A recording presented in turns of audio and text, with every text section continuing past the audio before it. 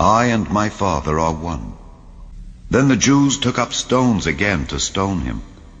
Jesus answered them, "Many good works have I showed you from my Father. For which of those works do ye stone me?"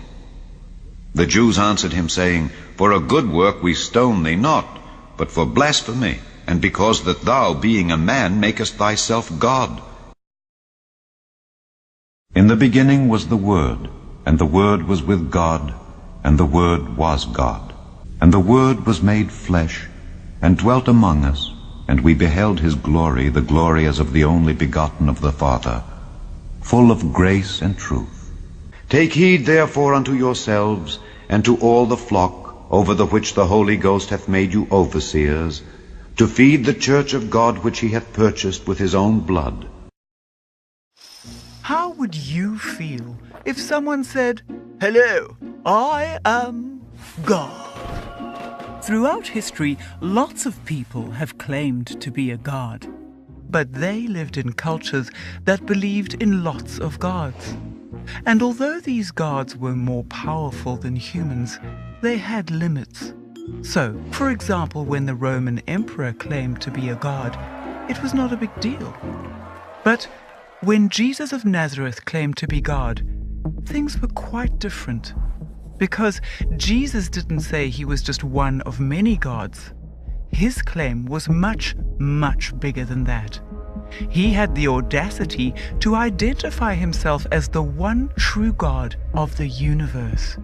You see, Jesus was a Jew, and the Jewish conception of God was absolutely unique, unlike that of any other culture. Jews firmly believed there is only one God, and he alone is the perfect, all-powerful, all-knowing, uncreated ruler of all things.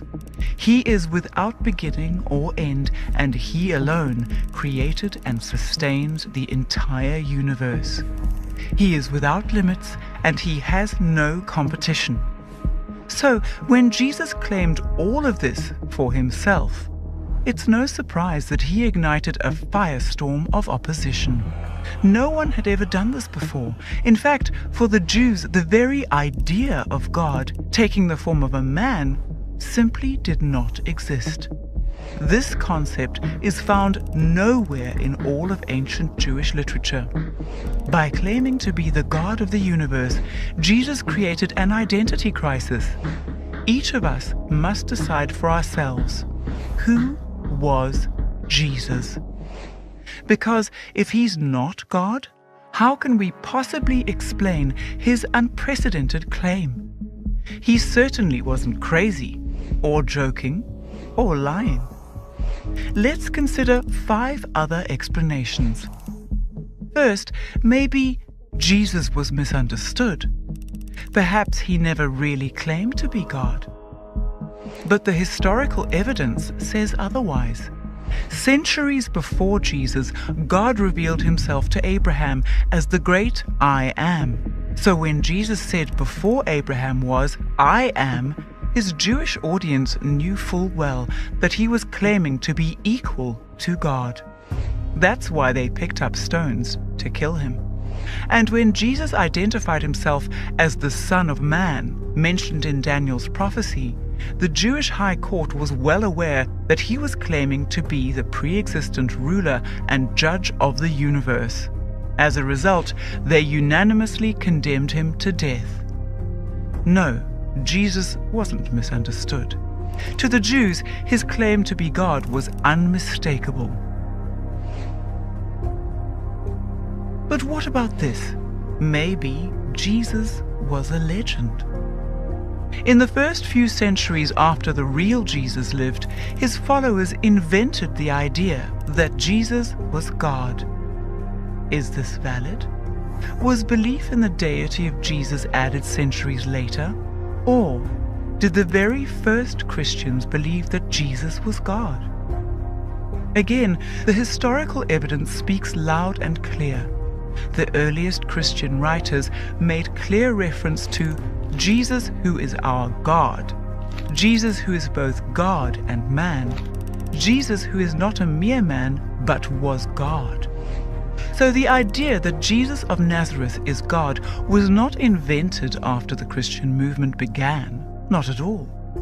Christians always believed it from the very start. So this explanation fails. But another way to try to make sense of Jesus' claim to be God is he was a clever political strategist. He falsely claimed to be God in the hope of focusing Jewish resistance against their Roman oppressors. However, in Jewish culture, claiming equality with God was not a good idea. In fact, it was a crime punishable by death. Jesus made it clear that he was not a political revolutionary, and the Roman government itself officially declared Jesus not guilty of inciting rebellion. So, this explanation doesn't work either. But is it plausible that the historical Jesus never even existed? No. In addition to the eyewitness testimony of the 4 earliest biographers, multiple Greek, Roman, and Jewish historians document the existence of Jesus, who is called Christ. In fact, there's as much documentary evidence for the existence of Jesus as there is for Julius Caesar. That's why the vast majority of New Testament scholars affirm that Jesus was an actual living, breathing, historical figure. For those who examine the evidence objectively, all of these explanations fall short. But for the open-minded, there's at least one other option to consider. Perhaps Jesus was who he claimed to be. Unlike the other options, this explanation fits perfectly with the historical data. But it does have one major problem. It's not safe. Because if Jesus actually is God in human flesh, then ultimately your life is not your own, and true life can only be found in Him.